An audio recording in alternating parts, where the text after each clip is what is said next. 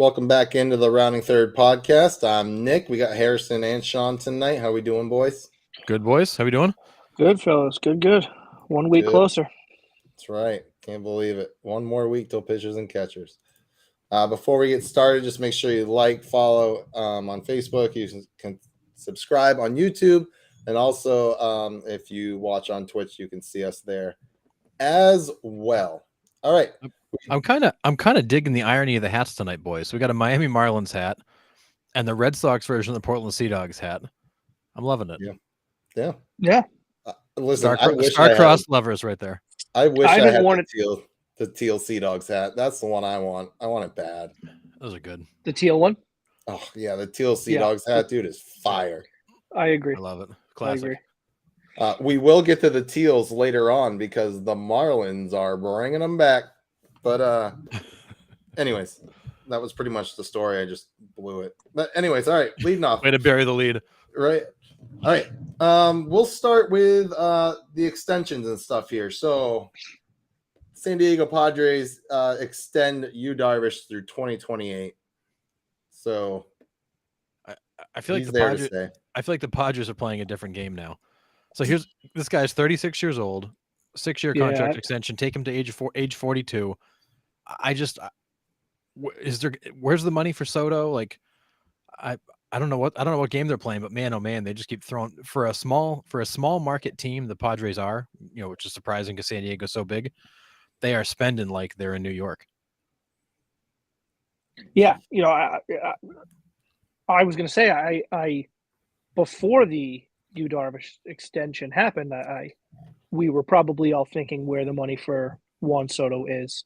Now, granted, Manny Machado's out, has an opt-out, which he's likely going to take. He's going to get paid. So that frees up a little bit of the money. But even still, you're thinking, I don't know. And then Yu Darvish comes in, and they sign him until he's $1 billion. So I don't know. I wonder if they, while keeping appearances, saying that they want to keep Juan, if they know there's no shot that Juan is staying. Right? Yeah. Like if they know this is it. We got Manny for one more year. We just signed Xander to be the face of the infield, if you will.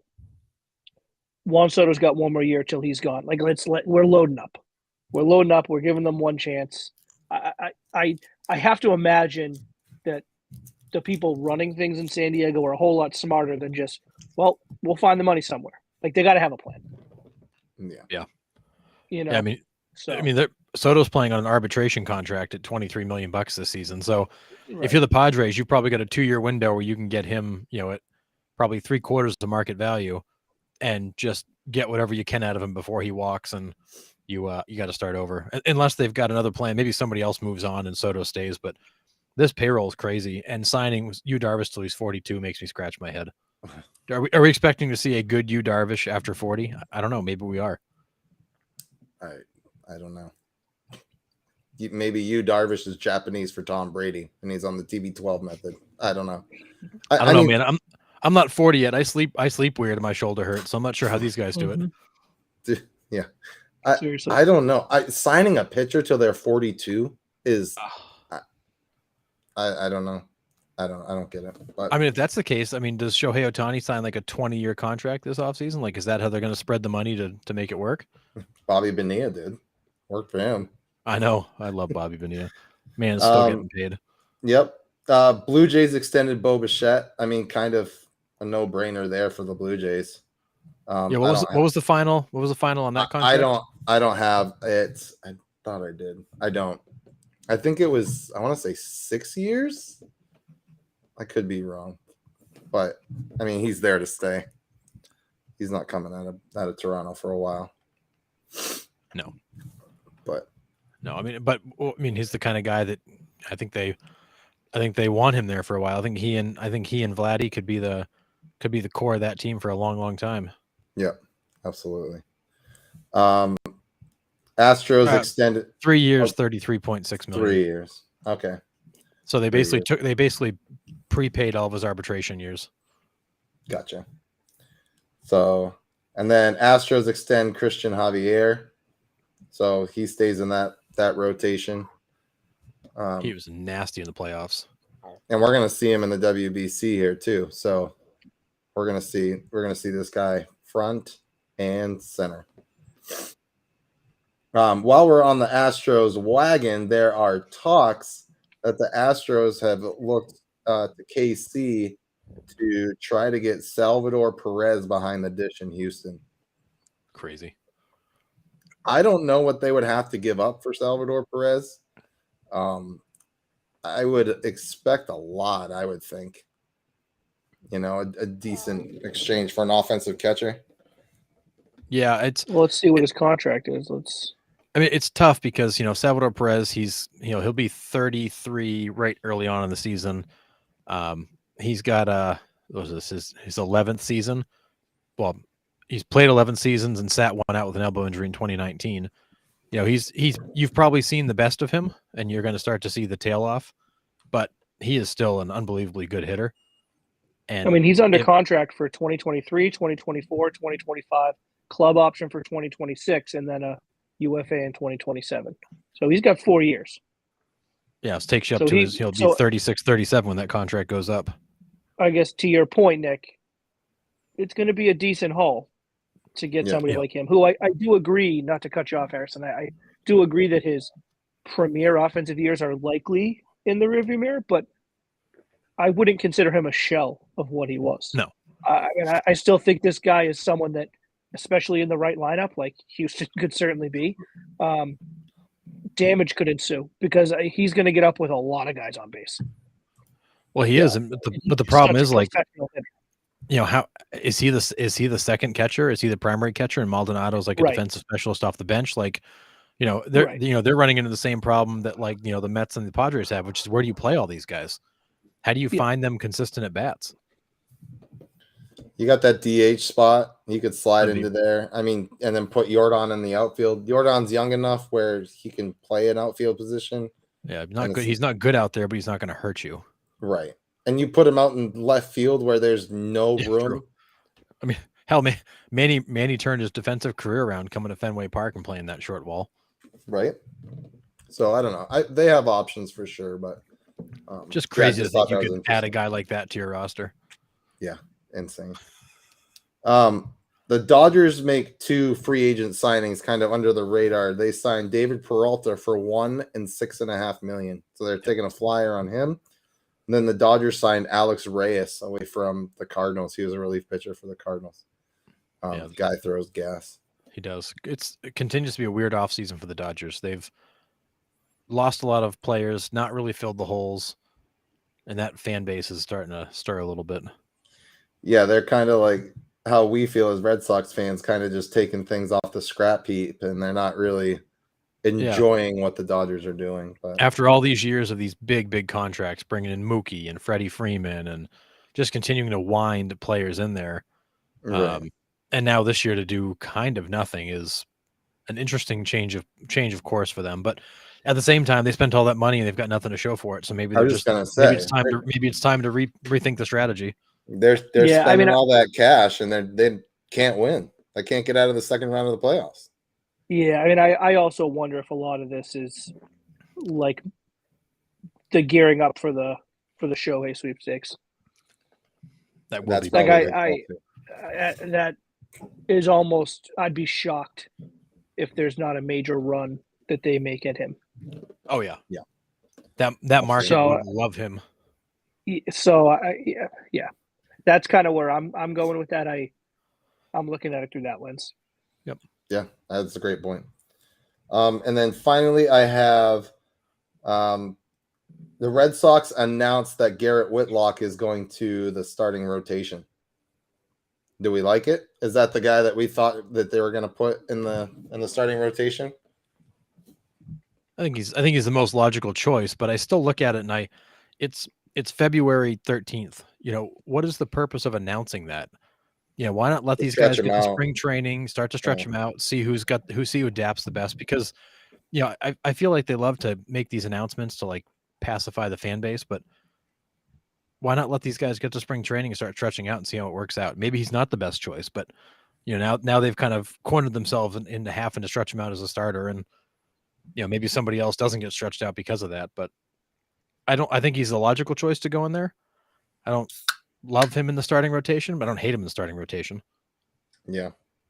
I think we saw last year that he was the guy that they like the versatility of what his arm can do. They like that he can come in and throw a handful of innings. They like that he can spot start. They like that he had that power arm in the back of the bullpen. I think that was the one thing that we saw is how much they liked what he can do. And last year, I think, was tough because hold on, I got to go fix this on the TV. I think last year was tough because they didn't have anyone there. Like it was anytime we were in a bind, it was like, all right, well, let's just see what Garrett can do for us. I think going out and getting the bullpen arms that they got, Kenley Jansen being one, Chris Martin being the other, like I think it opens them up to say, all right, what do we want to do with Garrett? Do they want him in the rotation? Do they want him with a solidified role in the bullpen? It seems to me that they want him in the rotation. We'll see how it goes. I like the arm and I like the stuff. Oh yeah. Yeah. I think as long as he has a defined role, I think he'll be fine. Yep. I don't think we're looking at Pedro. No, but no. I think as long as he has a defined role where he knows what he's doing, I think he's a good enough pitcher, like to do anything. So I guess it's my long answer to say, I don't like totally hate it. I'm kind of in on it. I trust him that if he knows what he's doing, I think he'll do fine. So who are the five starters right now? Is it Sale and Bayo, Whitlock? Whitlock. And then who's our other two? They've really not specified if they're coming back. Well, that's the thing. They haven't specified if they're counting on Paxton yet at all. I feel like, announcing that Whitlock is going to be stretched out as a fifth starter is kind of laughable because I'm not sure they even know who 3 and 4 are for sure yet. Yeah. Don't they have another pitcher in the minors that's pretty nasty? Is it Mata? David Mata? Maybe? There's a couple of names of some young players that they have in the queue, but you've got not a lot of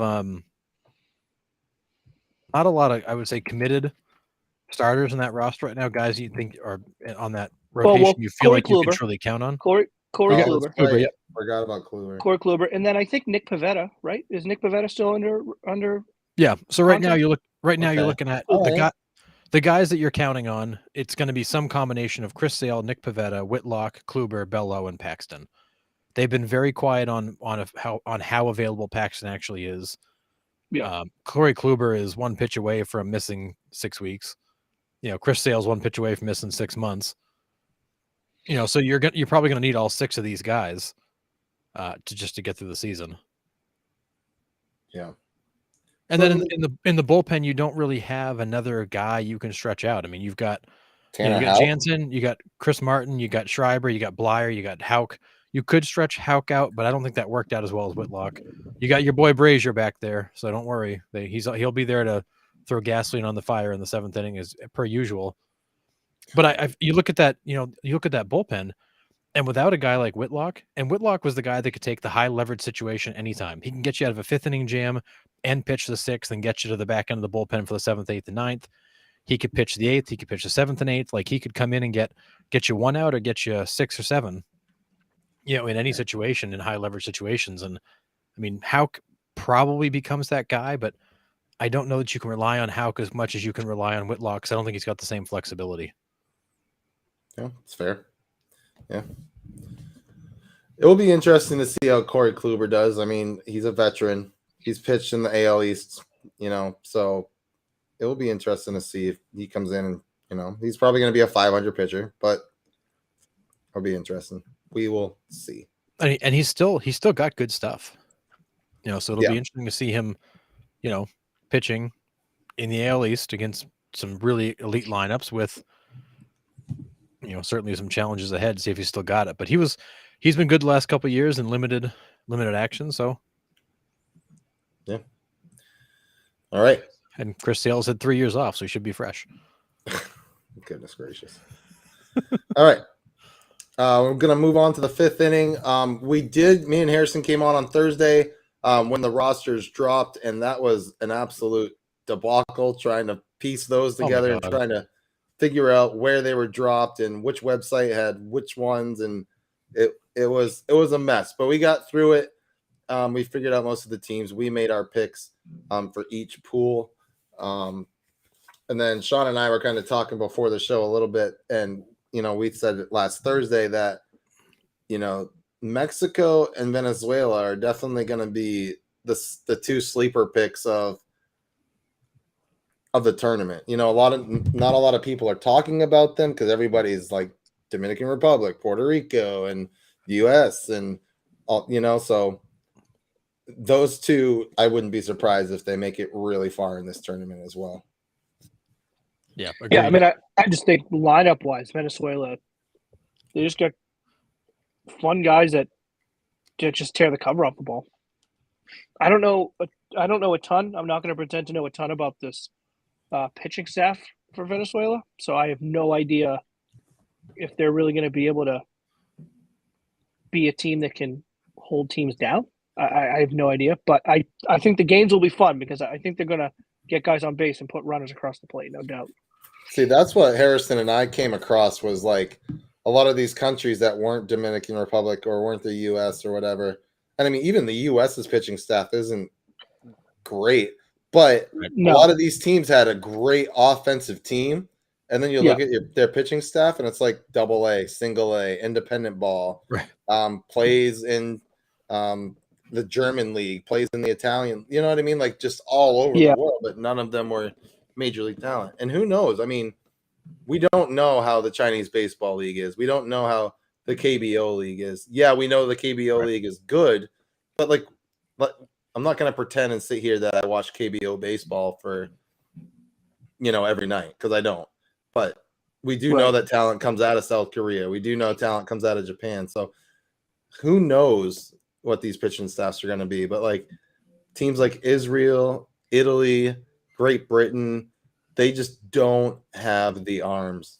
So it will be interesting to see what happens. So let's just talk about USA, right? So these are American pitchers that are not pitching for Team USA.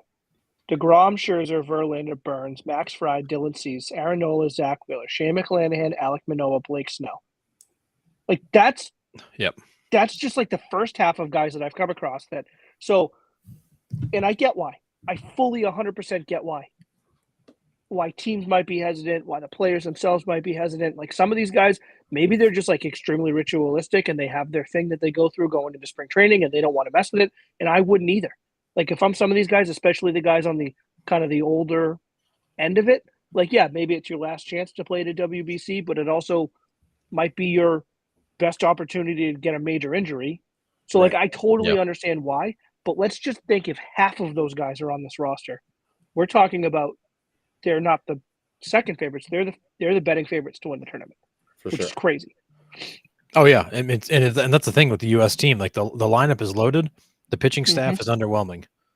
And then you had a guy like Nestor Cortez who had to drop out due to injury, due to a hamstring injury. So one of your legitimate starters is now gone. So you're even thinner now. And you look at this rotation. I mean, you're not going to scare anybody with 41-year-old Adam Wainwright, Lance Lynn. You've got some good pitchers, but you don't have those those power arms that you typically see with USA that you're going to be afraid of. Yeah. Well, that's the one thing though too, and that's the great thing about the game of baseball, right? You just need a guy to show up one day. This is just, I'm just going to show up today and I'm going to have my day, and then anyone on any given day can shut down any lineup. And that's the great thing. That's why you got to play the games anyways, right? It's not one on paper. So I'm excited just to get the whole thing rolling in the next 2 weeks or whatever it is, 3 weeks. Yeah, we were also talking about, we talked briefly about how Pool A and Pool B are not necessarily competitive. We don't think, just the teams that are, they might be competitive because the teams aren't competitive, but then it's also hard to you have that, the Dominican Republic standard, you have the Mexico standard, you have the U.S. standard, and then you bring in a team like, Italy and Great Britain and Canada, teams that Czech just Republic. Czech Republic, right? Like that whole Pool A, we looked at it and we're like, what? I don't even know. Like Chinese Taipei, maybe, because again, we don't know any of those guys. So something could happen there. I don't know, but and then you got Pool D that's absolutely loaded. Yeah, like unfairly loaded. Where probably all 4 teams should come out of that bracket and won't, or out of that pool and won't. Only 2 of them make the bracket. So, like, is that necessarily fair? Like, I don't know. How do they determine it? It must be by prelims, right? Like a prelim tournament or off-season leagues, or how do they determine the seeding? Or how do you qualify for the WBC? So it was set up where there were so many prior teams that requalified, and then they had a play-in for their final 4 or 8 spots. Okay, so there was like a mini tournament somewhere that they had to compete for to get in. Yeah, so there was. I'm trying to find the breakdown, but if you look at the World Baseball Classic website and go down through you'll actually see the teams that qualified versus the teams that were kind of given their spot.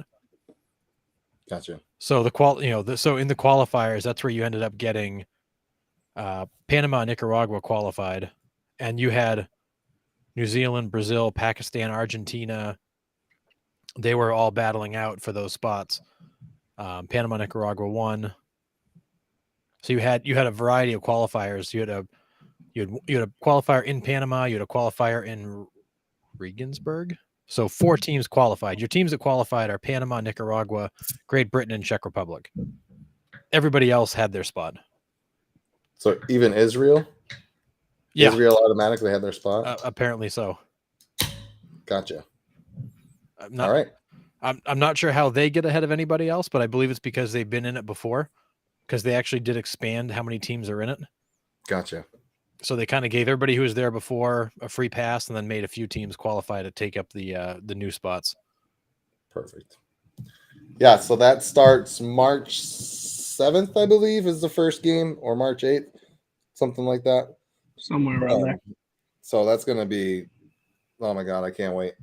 A month out of awesome. Baseball here. Yeah, very first game is Tuesday, March 7th, Cuba at the Netherlands, 11 p.m. on Fox Sports 1. 11 p.m. Great. Which means, where are they playing? Arizona? Or are they on the other side of the world? No, they're on the other side, I think. Yeah. So then that would make sense. That's 11 p.m.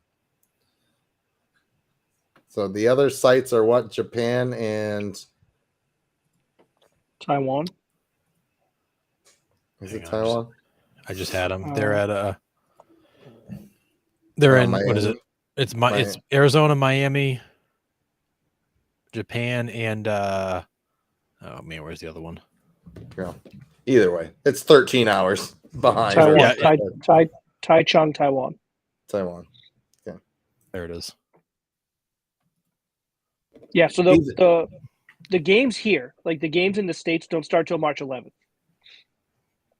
Gotcha. So Pool A and Pool B, they play the 8th, they play the 9th, they play the 10th, and then Pool C and Pool D doesn't start until March 11th, which I think is a Saturday.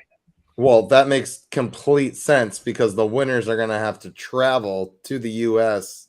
to play in those 2 stadiums. So that makes total sense that they're starting before. Gives them 2 or 3 travel days. Yeah. After. So your first round for Pool A and B, 8th through the 13th. Round 2 for them is the 15th through the 16th. Pool C and D kick off 11th through the 15th, and then round 2, 17th through the 18th, and they meet in Miami on the 19th. So that gives the winner of the Pool A, Pool B quarterfinal. That gives them, what is that? 3 days to travel over. To Miami. Yeah, absolutely. All right. Yeah, like I said, I just can't wait for that to start. It's going to be awesome. And I'm looking forward. I told Harrison, I told the viewers on Thursday that as a Red Sox fan, getting your first look at Matsuzaka Yoshida, I'm looking forward to just to see what this guy's got against elite level pitching. And to see just, teams and players that I've never seen. Like I'm excited to see Team Japan, not because of Shohei and not because of, all them, but like, I just don't get to watch them play baseball. The same thing with the Chinese Taipei team. like I'm just excited to see other countries play and how they do. Yeah, So I agree. all right. We're going to move into the seventh inning here, where we're going to go around the horn and discuss our best three all-time players at each position. I'm also going to start this week the top three at that position right now. So I only put out the all-time last week, and we're deciding, since the season's coming up, we're also going to go through who we think the top three are at the current moment as well. So best three of all time. Who are yours, Harrison? All time. So Ivan Rodriguez, Johnny Bench, and Yogi Berra. Yeah, hard to argue with those. Yeah, Yogi Berra's got a billion rings too. I mean, you get the stats, but I mean, just the championships. So my three: Carlton Fisk, Gary Carter, and Yachty. I know Yachty's relatively like a newer guy, just retired, but man, that guy was something. Yeah, much. And then I mean, he was the guy. Yachty was the guy who was the defensive wizard, but he was the guy that was like a bit of a liability offensively, but it was okay because he was so good defensively. But then grew himself into like a weapon offensively. Like he didn't just rest on that, Like that's why he had such a long, great Hall of Fame, ridiculous career. Was he wasn't just the guy that was great defensively. Like he turned himself into a Gold Glove, Platinum Glove every year, but also Silver Sluggers at the end of his career. Like he had a weird career trajectory in that sense, but he was really good. Well, and when you think back, he was the third member of that Catching Molina trio, and by far the best. Yeah, and then ended up being by far the best. Yeah. Benji, Jose, and Yadier. Yeah, and he was not, and coming up, he was really just he played, he was in the third spot. They thought, it was really, everybody thought Benji was the better defensive one. Jose was the better hitter for a little while, and Yachty was just kind of the third one there for the ride, and ended up being the best. Yeah, he ended up being a Hall of Famer. Yeah, he was pretty good.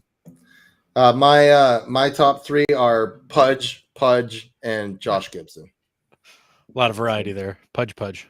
Yeah, Pudge, and Josh Gibson. Yeah. And then let's see what the viewers said. Viewers have a whole bunch of different ones. Randy said, I think he kind of went maybe most of his favorite ones, but he said Jason Varitek for calling a game and smacking A-Rod, number one. Love. Varitek's my favorite player of all time. I'm actually wearing his green jersey right now. But there you go. That a boy. Joe Mauer for just his hitting, his base hit, if you need a base hit. And then Mike Piazza for the deep ball. Josh Thibodeau said Pudge, Bench, and Mike Piazza. A lot of love for Piazza. We were talking before we went on the fact that he's one of the kind of the underappreciated catchers. He was terrible behind the plate, but the man could rake. Yeah, absolutely. Dude, that swing was just so violent every time, dude. He was not going to get cheated. No.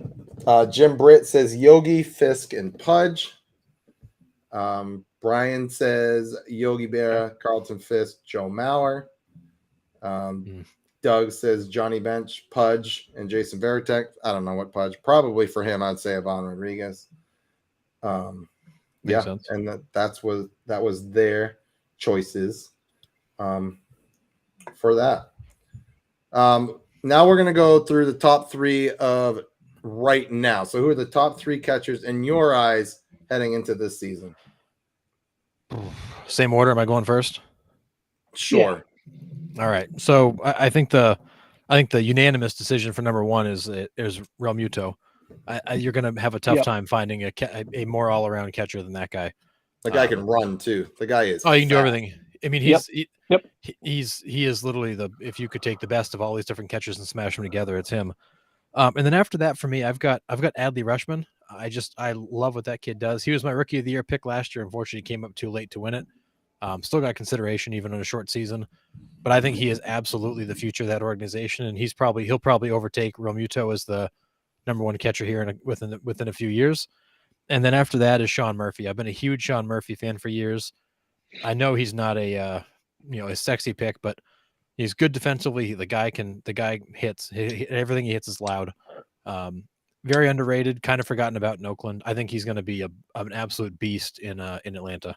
Absolutely. I was just going to say that. I think putting him in that Atlanta lineup is just going to do nothing but increase his offensive numbers for sure. I feel like anybody that gets to leave Oakland, it's like getting out of prison. It's getting set free.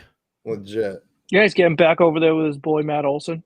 I think I'm a big Sean Murphy guy too. I actually had two of the same three, which is probably not surprising with Realmuto and Rushman. And then my third one though for upcoming for this year, excuse me, Will Smith in LA. Yep.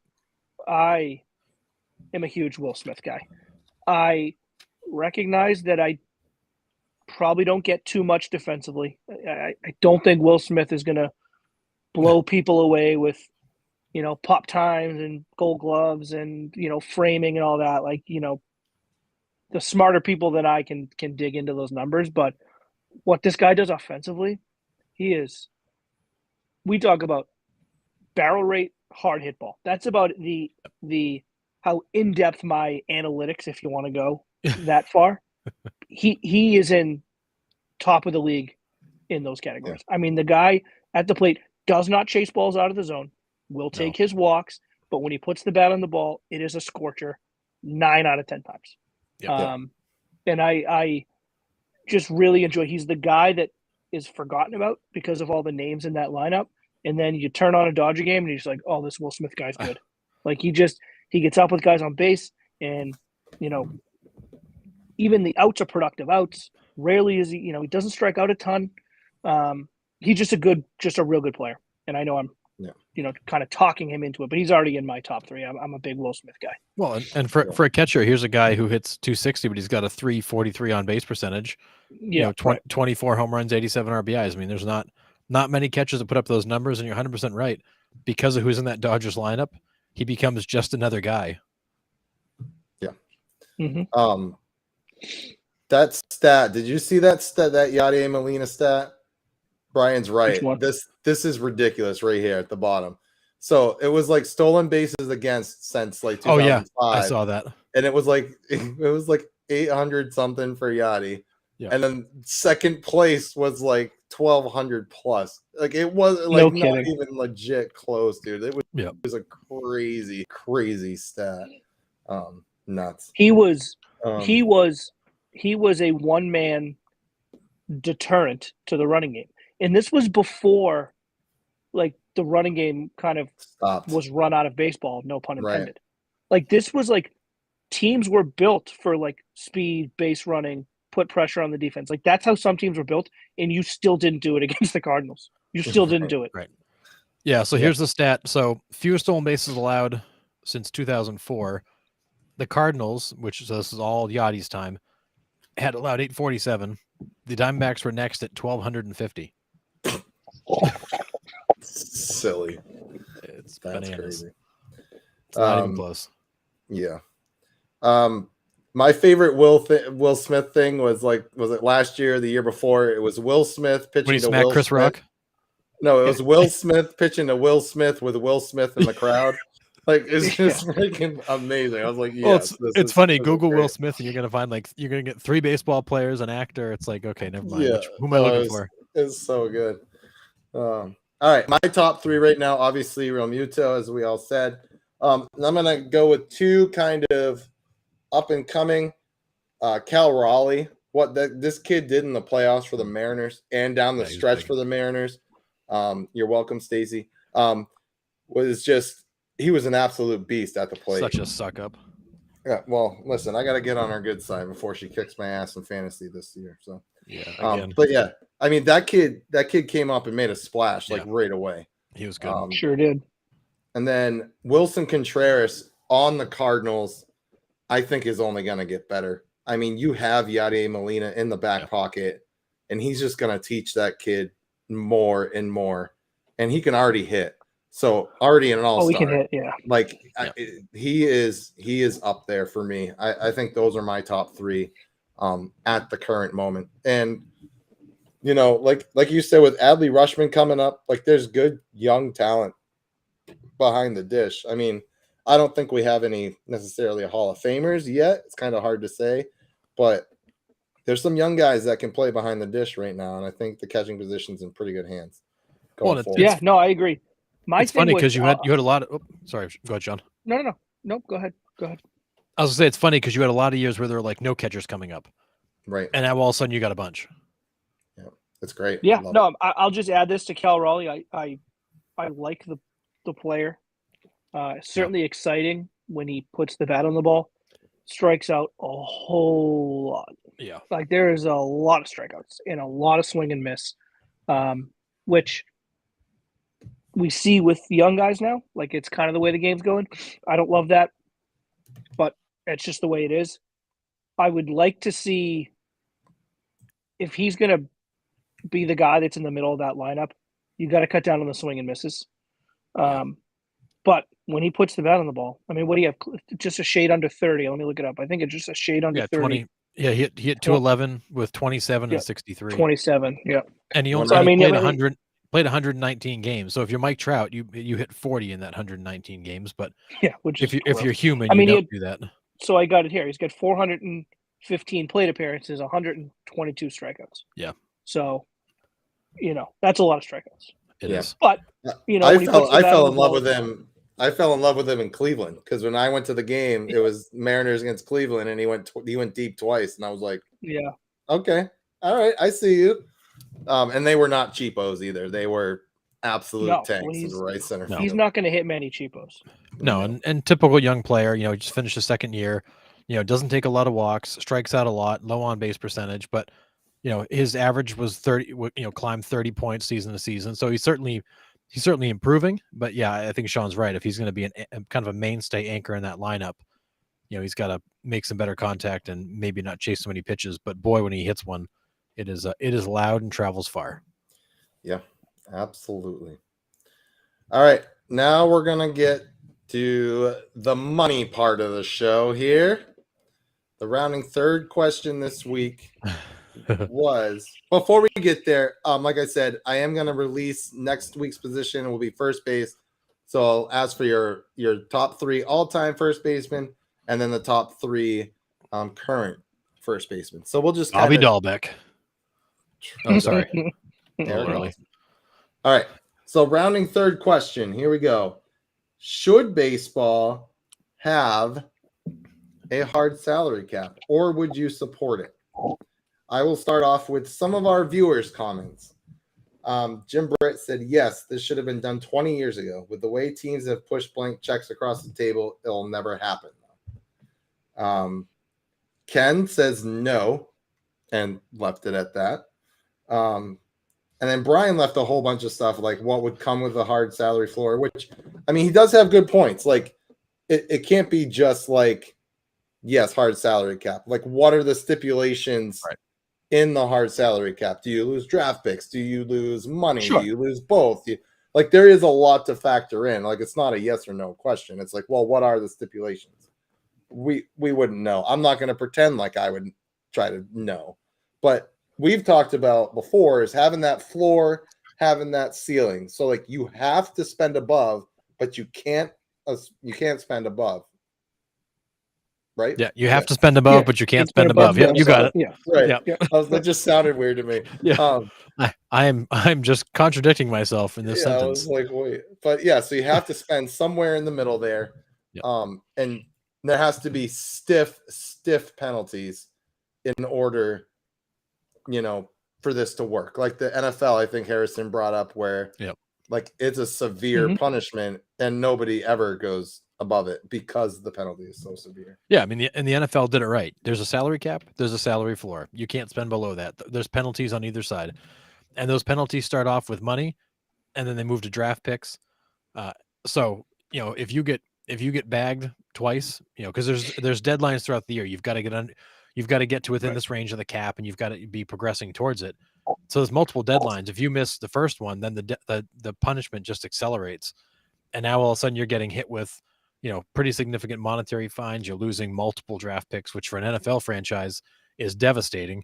MLB, I mean, hell, most of these draft picks don't go anywhere, so maybe it doesn't hurt as bad, but you've got to rig it up in a way so you where just come up with a different penalty. Exactly. There's got to so be you a just way. come up with it so it's not, you take their international pool money away. Now they can't go after the next Shohei Ohtani. You Sure, can rig it yeah, up you in a just- way you- where yeah, you can right. do that. Right. And Doug also said, yes, definitely contracts are out of control, and it would even the playing field for small market teams. Yeah. I don't know. It would also force your small market teams to be competitive. No more of this Oakland just tanking it. Granted, Oakland's got other problems. The ballpark's a disaster. Like, they've got a fan base that's completely lost interest in them, but that's because they've been so bad for so long. But if they spent a little bit of money, the fans would come. It's that argument of, we can't afford to spend money because there's no fans, but we don't spend money so there's no fans, and you get stuck in this cycle of suck that they've been in for so long, where they just can't get out of it. Yeah. I mean, I'll say I've said it on the weeks past. In theory, I would be for it. I would be for a salary floor, a salary cap, a hard one with penalties if you go outside it. I think with football being the example, now granted, it's not exactly apples to apples, but it's as close as we're going to get, and it's a proven method. It's proven that it works. It is. I mean, we can talk about Diamond. We saw the Chiefs win in the new dynasty and all this, but for the most part, there is parity around the league. There's parity around the league for the most part, and it's because the way that system is implemented, the way that it's enforced, and the way that all the teams abide by the rules. So, in theory, I would be for it. I don't know how baseball would be able to do it. Not that that's our job here. Right. I would like to see it, because I do think it would force those teams like Oakland, like Colorado, like Cleveland to spend. Pittsburgh is a good one, to spend. But it would also tell the Steve Cohens and the Mets and the Padres and the Braves, and like, you guys, you can't do whatever you want. Like, there is limits. So I in theory, I would like to see it. I don't know how it's going to happen. I'm not fully on board, though, that the way that it is now is going to ruin the game. And I know we've talked about that before. I'm not fully on board that the game is going to be ruined. I think you're just going to end up with super teams, which I wouldn't love, but it is. I mean, that is what it is. So I guess, if I had to vote for one, I would vote for it. But they need to be careful with the way they implement it, because it's got to work.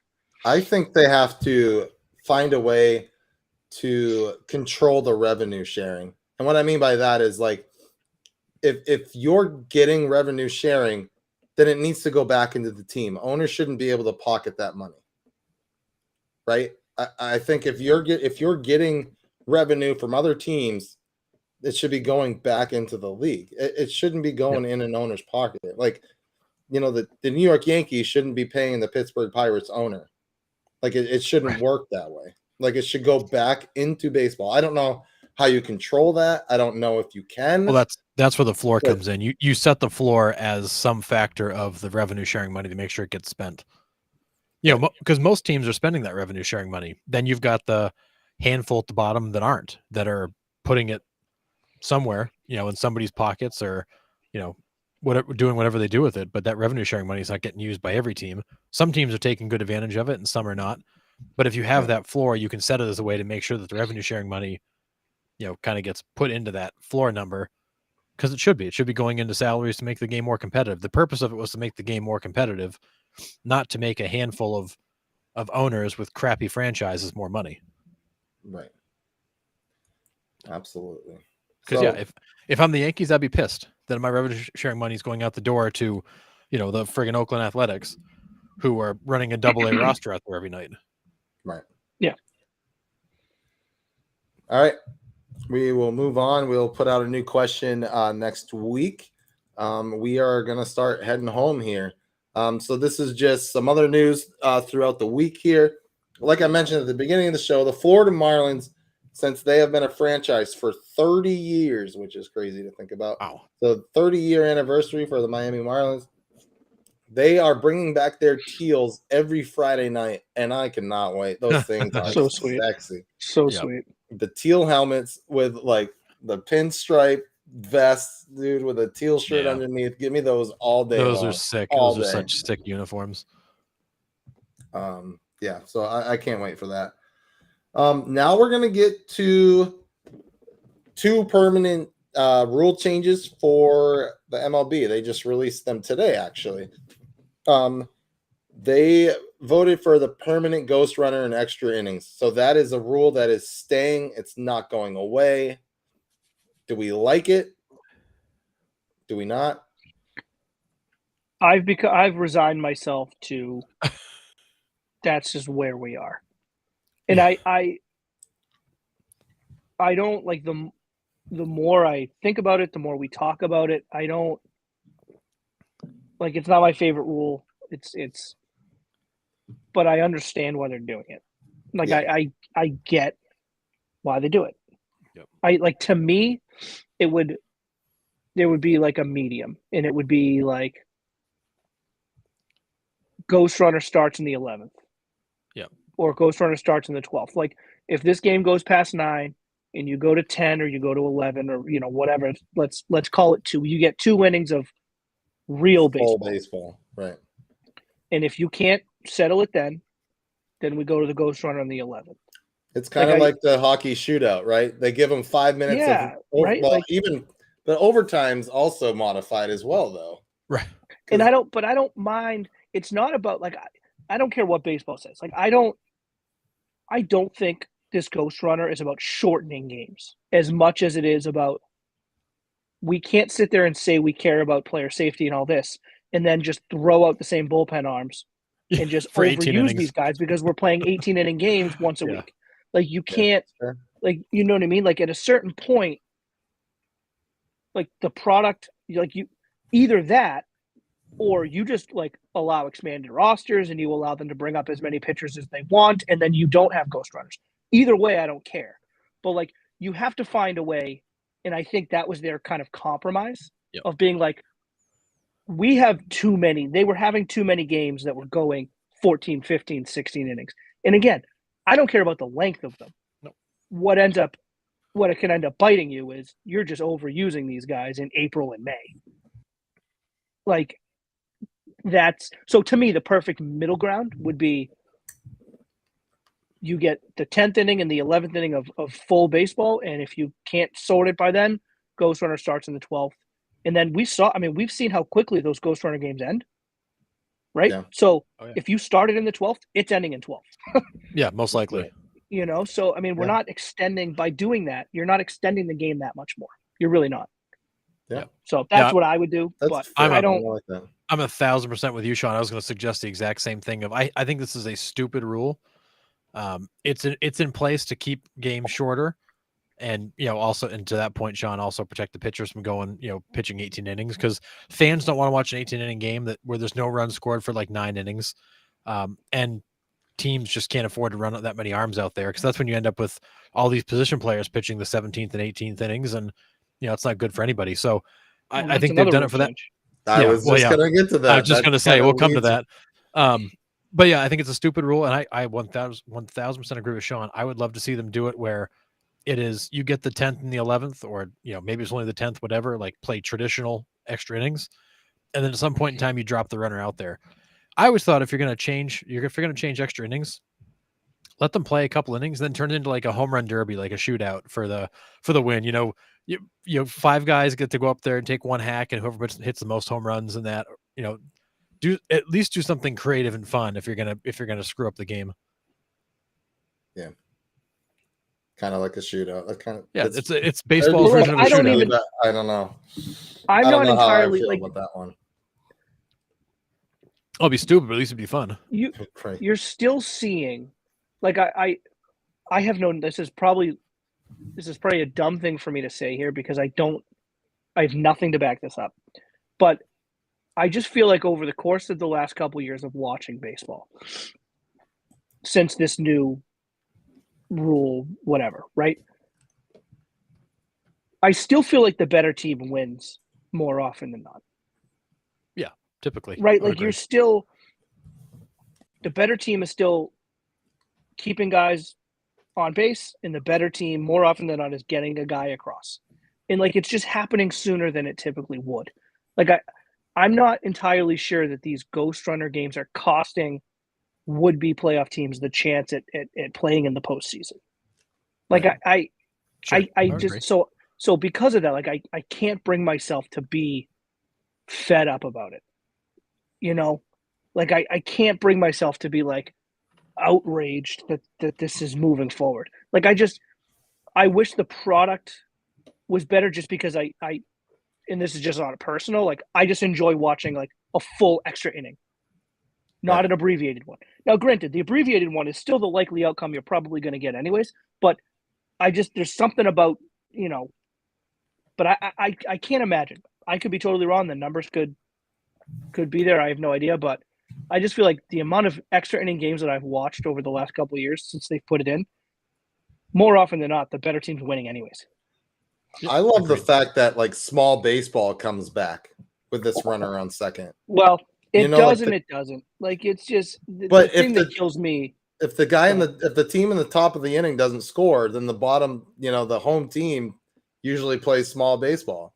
They'll get him over. They'll bunt him over to third, and they get a sac fly, and the game's over. Like, no, but you don't, because if you bunt him over, then whoever it is getting intentionally walked, because then it puts a force hit at the first base, and there's one out, and there's really no small ball players really in baseball anymore. All of them are home run hitters, strikeout home run hitters. So you have a really decent chance if you bunt over and give up an out. I'm going to put a guy at first base, and the next guy up, whoever he is likely going to ground into it. Not likely, but has a decent chance of grounding into a double play because no one plays small ball anymore. So small ball's there, like the option's there, but they just don't have, like, there's no players really anymore that do that. Yeah, that's fair. So I would like to see it more often. Yeah, I just don't know that the players are there to do it. Yeah, that's fair. I mean, bunting and stealing has died. It doesn't even happen anymore. Mm-hmm. Yeah, especially with pitchers not hitting, like we're never going to see it again either. All right, so kind of related to this, kind of not. The other rule change was position players now have rules for when they can come in and pitch. If the winning team is up by 10 plus runs in the ninth, then a position player can come in and pitch. If the trailing team, the losing team, if the Boston Red Sox are down, when the Boston Red Sox are down 8 plus runs at any time, then the losing team can put in a position player. And then extra innings. So anytime in extra innings, you can put in a position player. So then therefore it takes away that bullpen arm option also. So it helps alleviate what the runner on second is also trying to alleviate as well. So they kind of go hand in hand, kind of don't, but it's pretty much like a really sad mercy rule. Like, dude, I was just going to say it's a grown-up mercy rule. If you're up by 15 runs in the seventh, like pack it up, go home. I'm sorry. Yeah, I'm yeah. I'm with Brian here when he commented why was this rule needed to be created. I 1,000% agree. Like, it serves no purpose. People, like how many baseball fans were like incredulous that this was happening? This wasn't was it about happening the fans that much? I don't what's it for? Well, I don't think the fans were upset with. I love watching position players. Who's pitch. It for? I think it's for the teams. It's for the teams to save their arms, no doubt. Why would I don't? But it was already like what I'm saying is this is not something that needed to be created.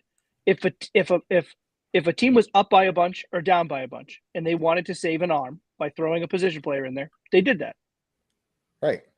Yeah, MLB is just putting a limit on it so it doesn't become like we're down by 4, whatever, we're going to mail it in and put a position player out there. But that hadn't been happening. But nobody's been doing that anyways. So to your point, that's the point that I'm trying to make. Like you're making a rule for a situation that doesn't happen. Exactly. That's what I'm trying to say. It's pointless. Like, teams were only doing it when the games were out of hand, and now baseball's like you can only do it when a game's out of hand. It's like, yeah, we know that. That's what we were already doing. So you're telling me if a team is down by 7, wants to put a position player in, the umpires are going to say, nope, can't do it. in the ninth Yeah. inning. Really? That's what it says. Well, That's yeah, crazy. that's what it says. I just don't. I don't understand. I don't like. I don't understand the need for the rule. Yeah, like, we're creating a rule when there's no problem, I think is what we're getting at. I mean, this is also a good point And too. If Ohtani's all playing this is- right field And comes into and they pitch. need he can't come into pitch. Well, he is listed as at both positions.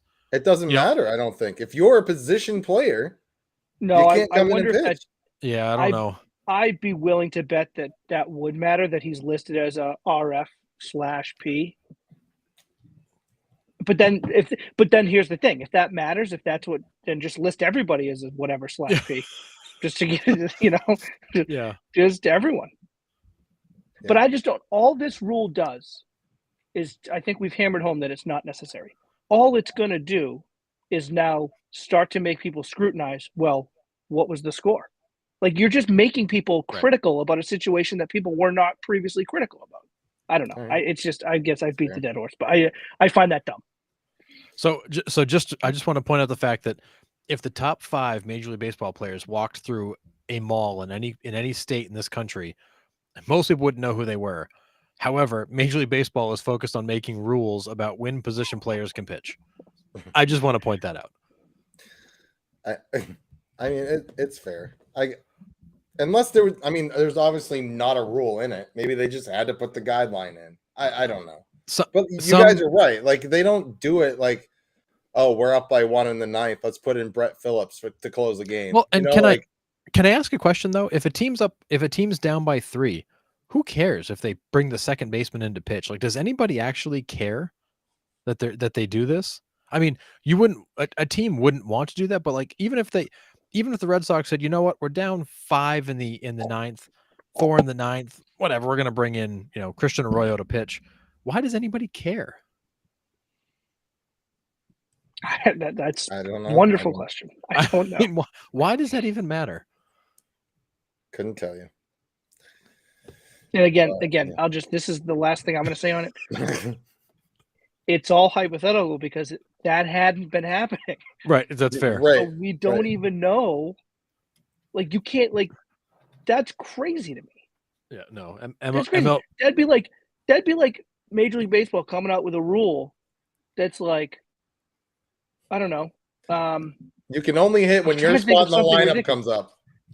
Yeah, but something like, yeah, pitchers can only pinch run on the second Tuesday of the month if the sun is out. Right. It's just, I don't know. It is what it is. I don't know. It's a good question. Is there roster rules? Well, the team has to. They have to be designated as something. Right, and they have to take up a roster spot, and you have to have a certain amount of pitchers, right? Right. You have to have. Correct. Which is why the 13, designation. Or is it 14 now? I know it was 14 for a while. 13 sounds right, but I could be wrong. Well, yeah, Major League Baseball has got minimums and maximums. There's no required number. I think it is 13. I think it's 13 like the minimum. Because You have to have at least. I want to say the minimum's 11 and the maximum's 14, and you can carry. Well, it was 14 because they with the freaking lockout, they wanted more pitchers to have more chance to stretch out, and then I think 13 is the number. 13 and 12 sounds right for a 25-man roster. But it's a weird rule. Yeah, absolutely. All right. No purpose. Before we go, we are going to do the second annual Rounding Third Baseball Podcast Fantasy League. So, if you want in, we did have a couple people drop out, including our defending champion. He will not get the belt this year. He has dropped out. So, we will have a new winner this year. So, if you would like to join, just send me a direct message. I put a status out there, so you can just comment on that as well. So check our Facebook page and comment and let me know if you are in on the fantasy league. So we have 7 spots, obviously with us 3. I will ask the other people that played last year. They will get first dibs, and then I'll let you know who else, how many spots we have. So, And the that scoring, being the said, scoring this year is based entirely on WAR, right? Right, Nick? all WAR. I'm taking wins off the table, hits off the table, everything. None of it matters. It's all about WAR. All about WAR. WAR points. That's right. So, I will take Mike Trout first overall pick, and I will make sure I get the first pick. So Yeah, that dude in 120 games will still have this have a top 3 WAR. crazy. So, do you fellas have anything before we leave tonight? I just wanted to mention the fact that Nationals owner Ted Lerner did pass away today at the age of 97. RP in peace. Yeah, he was very well respected around the league. I know that team's a bit of a hot mess, but he's the guy that wanted to go for broke and win a World Series. That's why they are where they are.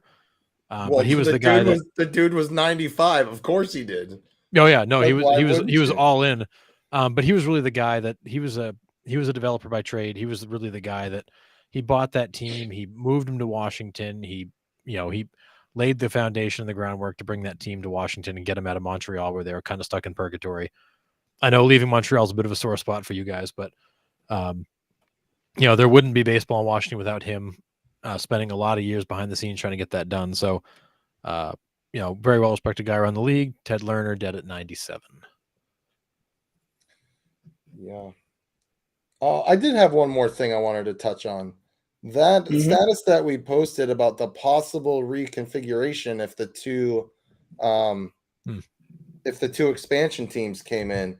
So, like we've said, the Nashville Stars are on their way to be a legit thing.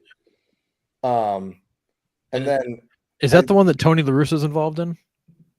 Or no, that's Don Mattingly. No, Don Mattingly. Sorry, not Tony La Russa. Don Mattingly. Is that the one? Yes, Nashville Stars. And then in this post, it said Charlotte. And I was like, you didn't go far enough east. Bring that shit to Raleigh. What are you guys doing? But I thought that was pretty interesting how they actually had the divisions actually located around geographically. Geographically. And I was like, oh my God, this makes so much sense. This is ridiculous. So it had been 4 divisions in each league, and then it goes from 4 there. teams in each. Yeah. We can dive more into that probably on another show, but yeah, I love the idea of that. I now, granted, being a Red Sox fan, my division would be Red Sox, Yankees, Mets, and Phillies. That's fucking sweet. Boy, be in the basement for a long time. I'm not entirely sure about that, but again, we can hammer that another day. I think the idea behind it too. Think about how much easier it would be to go see your team play on the road. Like everything is just so much closer. Now, granted, that's not all the games you'll play. Right. Like your team is still going to have to get on a plane and travel. Like I get that, but the majority, and think about the rivalries that would continue, and then the new ones you make. Like I really enjoy that idea. I have no idea how close it could be to happening. Like I think the expansion teams will happen, but like the complete reconfiguration. I don't know, but I would love that. Well, and what's interesting too, Sean, to that point is that if you were to realign and you stayed at the balanced schedule, the divisions almost don't matter as much anymore because you're playing everybody equally anyways. It only really matters kind of for how your standings end up, but you're not playing the heavily loaded divisional schedule anymore. You're spread out pretty evenly. You could almost get to a point almost like the NHL does, where you kind of throw the whole conference in a bucket and see who rises to the top of it. Yeah, which I think has its drawbacks, but again, we can get into that another day. Yeah. But I mean, the divisions make sense. Like they're all really close. Like just for instance, they sure do. The Southern California would be LA, San Francisco, San Diego. Like crazy.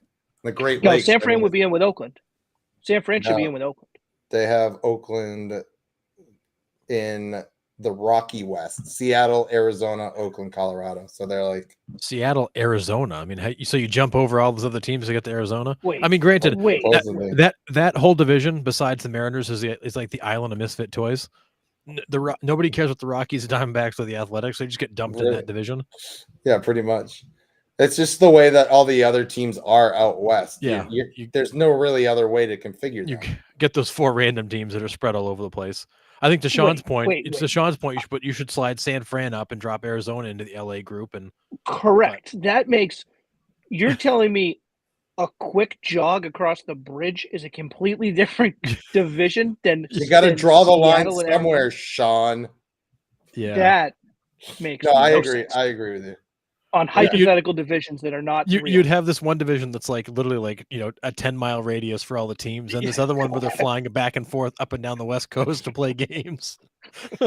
Yeah. These guys are taking Ubers to road games. Everybody else is Oh my flying. God. Yeah, that's funny. I mean, all the other ones pretty much kind of make sense, but Yeah. I don't know. But yeah, It that's all I would be cool if they're going to keep this balanced schedule. The divisions become a little bit less important in Yep. terms of scheduling. It just becomes more about how you lump them together to have it make sense. But I think the balanced schedule this year will be interesting to see what these teams look like when they're actually playing everybody versus Yeah, I'm excited. if they're in for a super strong division or a super weak division. You just don't get a good indication of how good or bad they really are. Yeah. Yeah, I'm excited. I'm for excited for that. Yeah, for Yep. sure. It'd be cool. Yep. And to see a lot of teams that you don't get to see all the Yeah. time. True. Oh, we're only going to see the NL East just this year. That's cool. We've seen them last year and the year before. So I'm It'll pumped be for cool. I'm pumped for a Red Sox Cubs matchup. right, A always. couple of super old nostalgic teams, couple super old nostalgic ballparks. Yeah, no matter where it is. But- Yep. All right. Well, that will do it for tonight. Please like, subscribe on YouTube. You can share our podcast. And we will be on next Monday at 8 p.m. We'll see y'all then. See you guys. Later, boys.